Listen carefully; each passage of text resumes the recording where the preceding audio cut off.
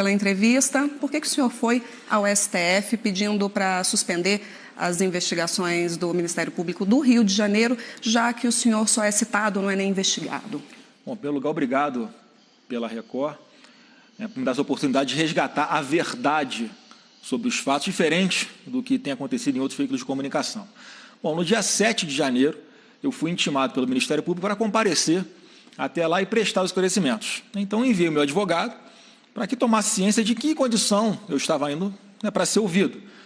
Foi quando um membro do Ministério Público disse, olha, ele está vendo a condição de investigado, e trouxe para mim a cópia dos autos. Eu queria saber o que é que estava acontecendo. O senhor não sabia que era investigado? Não sabia, até então não sabia que estava sendo investigado.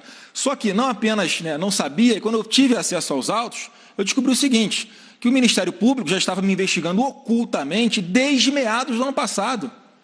Espera aí. E, além disso, de forma, utilizando vários atos ao longo desse procedimento, ilegais também.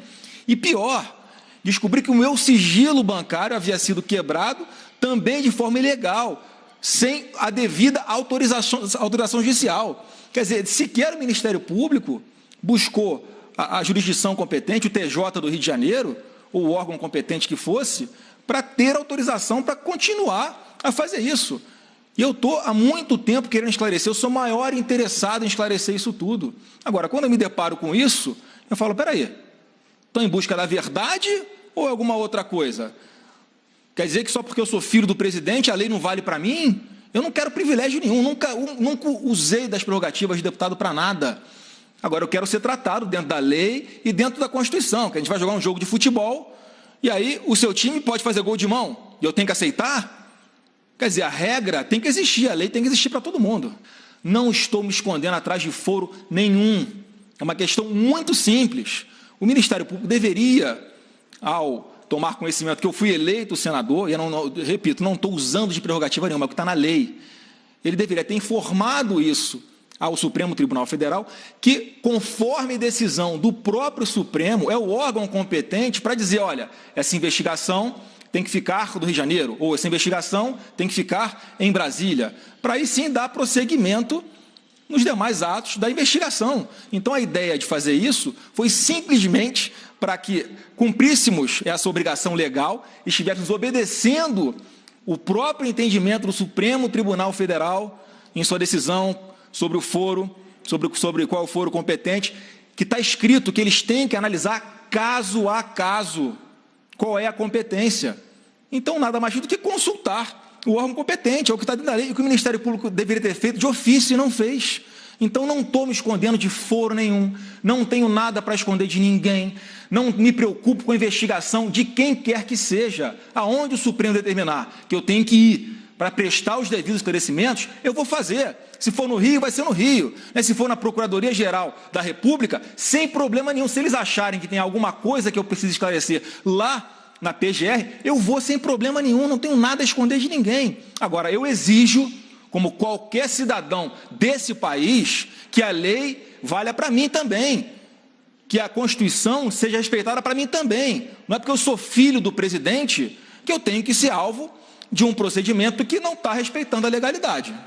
Agora, o senhor foi ao Supremo para poder questionar, justamente porque o senhor tem foro.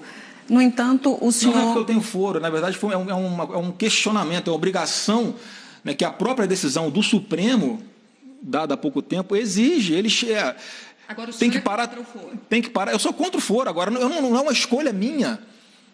O foro é por prerrogativa de função.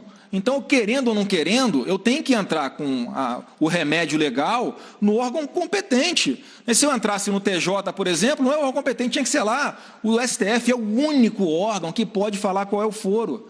Então, não estou me escondendo de nada. Não estou defendendo foro privilegiado nenhum para mim. Repito aqui, eu vou aonde tiver que ir para esclarecer qualquer coisa, eu sou o maior interessado. Agora, o senhor acha que essa atuação do COAF é uma tentativa aí de um terceiro turno das eleições, uma tentativa de prejudicar o governo do seu pai? Olha, eu não sei de onde está vindo esse direcionamento, mas eu não tenho a menor dúvida que comigo está tendo um tratamento diferenciado. Por que com todos os outros parlamentares que também têm assessores numa situação similar, que não é igual, porque a minha situação é diferente, não tem nada comigo, não era eu investigado, descobri agora, mas a movimentação ativa tinha sido na conta do meu ex-assessor, por que não tem o mesmo tratamento com os outros? Quantos assessores de outros deputados já foram intimados? Quantos já foram ouvidos? Então, não quero privilégio nenhum, estou insistindo nisso. Eu só quero ter um tratamento dentro da lei, isento, mais nada. O senhor está me dizendo que teve uma quebra de sigilo, então? Teve quebra de sigilo, está lá a movimentação. Quanto entrou na minha conta, de que forma, quanto eu gastei de cartão de crédito, quanto que saiu, quanto que eu recebi de salário.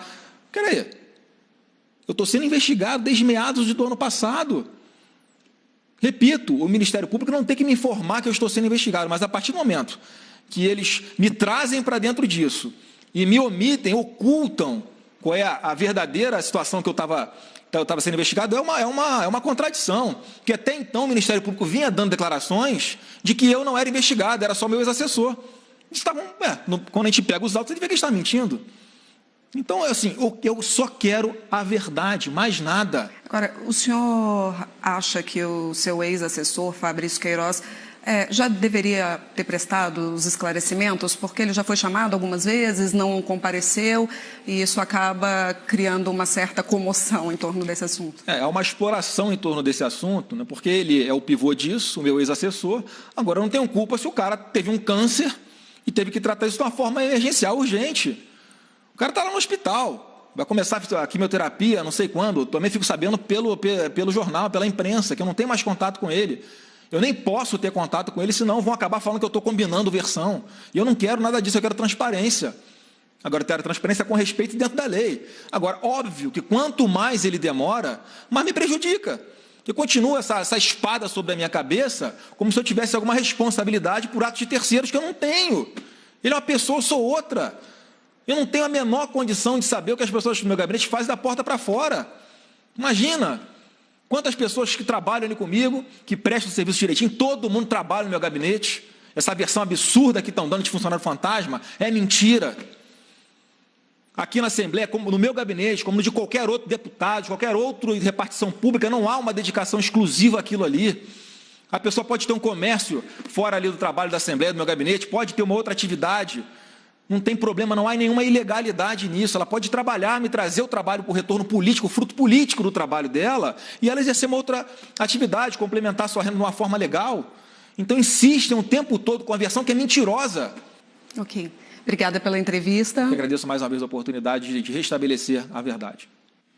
O presidente Jair Bolsonaro assinou hoje a medida provisória que vai permitir um pente fino no INSS. A expectativa do governo é de conseguir uma economia de quase 10 bilhões de reais. A medida provisória assinada pelo presidente Jair Bolsonaro será uma ferramenta do governo para combater fraudes em benefícios da Previdência. A estimativa é de que exista fraude em pelo menos 3 milhões de benefícios, concedidos pelo Instituto Nacional do Seguro Social e INSS. E uma das metas que está sendo estabelecida pelo governo é no sentido de criar mecanismos que nos permitam combater essas fraudes, dar eficiência ao sistema. Serão redirecionados aproximadamente 300 milhões de reais para o exercício deste combate. Entre as medidas propostas pela equipe econômica estão: comprovação de união estável para solicitar pensão por morte, prazo de 180 dias para pedir pensão por morte para filhos menores de 16 anos. Contribuição de 24 meses para a liberação do auxílio reclusão em caso de dependentes de presos em regime fechado.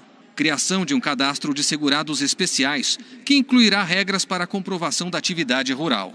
Os peritos terão mais autonomia e gratificações para corrigir eventuais fraudes. Em muitos casos, o problema que ocasionou tanto aquele auxílio-doença ou aquela incapacidade momentânea ou até a sua aposentadoria, ele ao longo do tempo perdeu o efeito. E por isso a criação desse bônus de R$ 61,00, que será oferecido por cada um desses processos que estão sendo revisados. Sempre que houver indício de irregularidades ou erros na concessão, manutenção ou revisão dos benefícios, o INSS notificará o beneficiário para apresentar defesa em até 10 dias.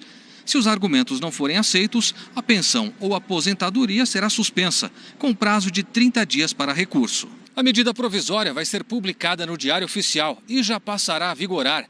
Será necessária a aprovação do Congresso Nacional em até 120 dias para que ela não perca a validade. O governo estima conseguir, com as medidas antifraude, uma economia de quase 10 bilhões de reais só no primeiro ano de vigência. O BNDES, Banco Nacional de Desenvolvimento Econômico e Social, divulgou hoje pela primeira vez a relação de seus 50 maiores clientes. 10 dias após tomar posse, o presidente do BNDES, Joaquim Levy, cumpriu o que prometeu: uma maior transparência nas informações sobre o banco. Hoje foi divulgada a lista das empresas que mais emprestaram dinheiro do Banco Nacional do Desenvolvimento Econômico e Social. O presidente Jair Bolsonaro classificou como a caixa preta do BNDES. A campeã da lista de credores é a Petrobras, com 62,4 bilhões de reais, seguida pela Embraer, Norte Energia, que é um consórcio de empresas responsável pela construção da hidrelétrica de Belo Monte, e a empresa Vale. Em quinto lugar, aparece a Odebrecht, uma das principais empreiteiras do país, mergulhada em denúncias de corrupção e alvo da Operação Lava Jato. Também são credores bancos estatais e gigantes da iniciativa privada. O ranking completo, com as 50 empresas, está na página do BNDES na internet, uma consulta pública e de fácil acesso.